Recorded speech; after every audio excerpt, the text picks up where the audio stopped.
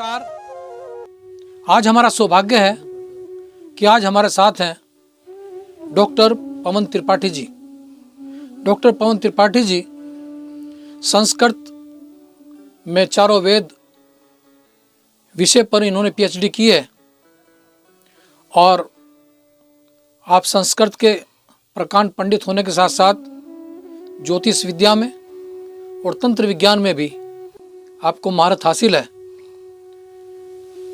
Doctor साहब, आपका बहुत बहुत स्वागत है। और मैं पूछना चाहूँगा कि आपने संस्कृत के जो चारों वेद हैं उनको विषय लेकर के आपने पीएचडी की है जी। तो आपने इन चारों वेदों में क्या पाया, थोड़ा सा बताइए आप कि क्या वास्तव में ये चारों वेद हमारे जीवन जीने की कला है और श्रीमद् भागवत गीता से जो चारों वेद हैं ये किस तरह से डिफर है या एक तरह से सिमिलर है?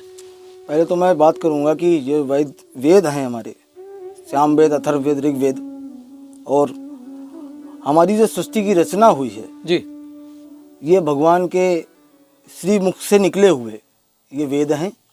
और हमारा जो ब्रह्मांड है इन वेदों के आधार पर जी रचित है पूर्ण रूप से। अगर व्यक्ति इन वेदों का और अपने सनातन धर्म की कुछ जो विशेष लिपियों का, जिससे कि मनुस्मृति बोलते हैं, 11वें मनु जिन्होंने मनुस्मृति लिखी, उस आधार पर अगर हम इन पे अमल करते हैं या चलते हैं तो हमारा आत्मिक ऊर्जा का एक प्रभाव, एक फ्लो बनेगा और हमें सभी प्रकार की नकारात्मक ऊर्जा से सेफ्टी और इंटरनल पावर प्रदान होगी। जी।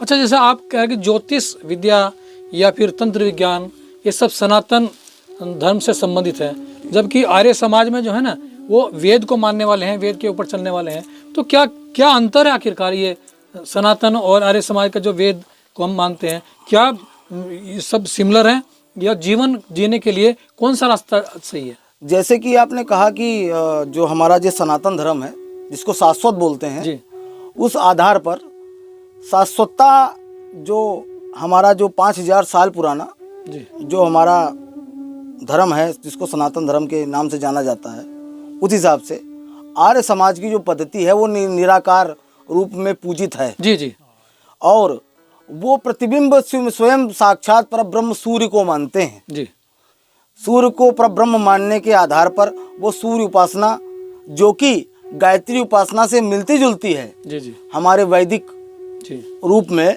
उपासना से मिलती जुलती है, उस आधार पर ये चीज़ें। अच्छा, अब तो रही बात आपके आर्य समाज सनातन धर्म से जुड़ी हुई, अब आते हैं तंत्र पर। जी, तंत्र एक विज्ञान है, हमारे तंत्रिका तंत्र को साधने का एक माध्यम है, जिससे कि हम अपना ओरा चक्र मजबूत कर सकें।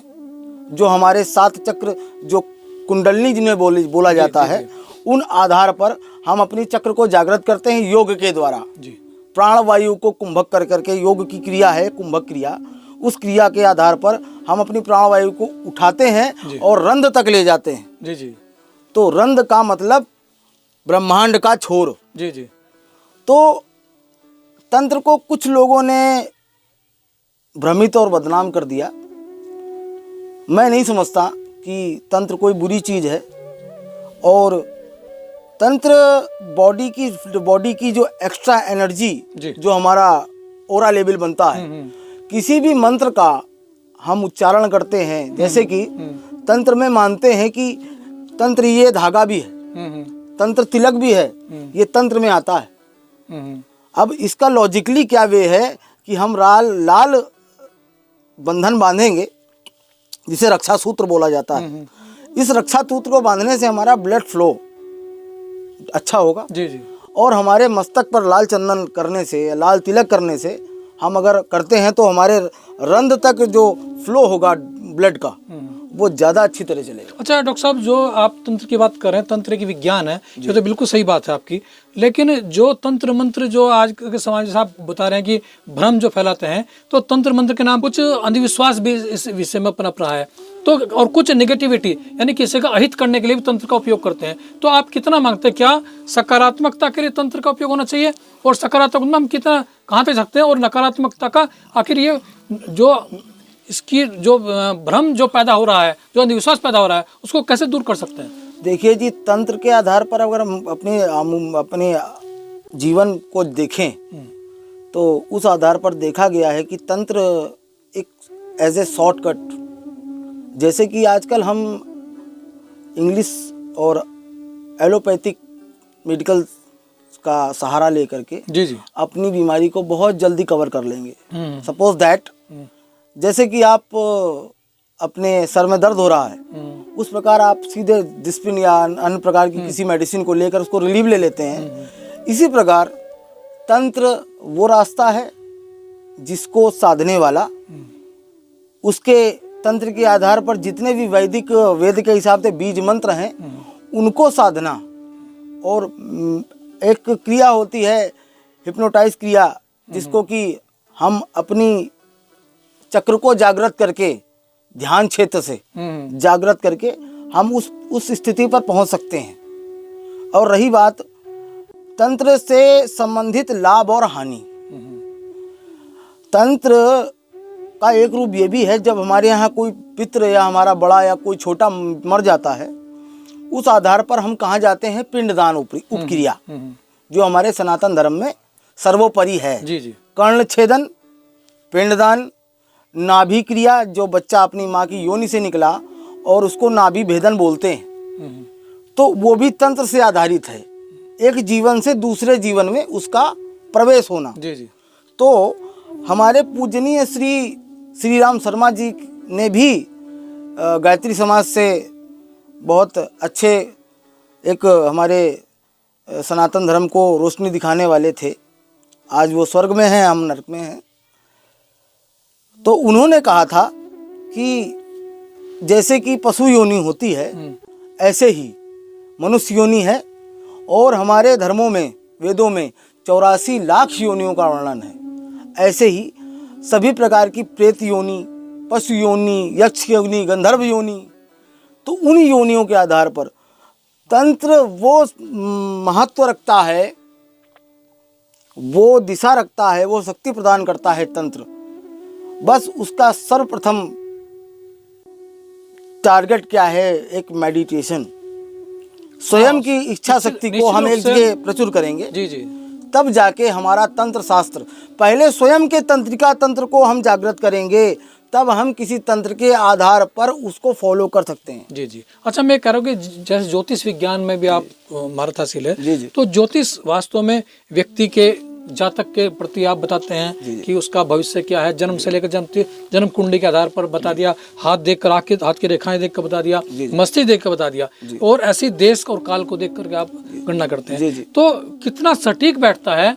क्या ज्योतिष भी एक विज्ञान है चूंकि, तो उसमें आज एक तो ये है कि जो पढ़े लिखे लोग आ रहे हैं, जैसे आपने PhD की है, कुछ लोग ऐसे हैं कि खाली एक समाज में भ्रम फैलाने के लिए। तो क्या आप मानते हैं कि ज्योतिष एक विज्ञान है और ये एक पाठ्यक्रम में शामिल होना चाहिए, और लोगों को ज्योतिष का ज्ञान एक, जैसे कि दूसरे सब्जेक्ट पढ़ाए जाते हैं, ऐसे ही इसका भी ज्ञान हो?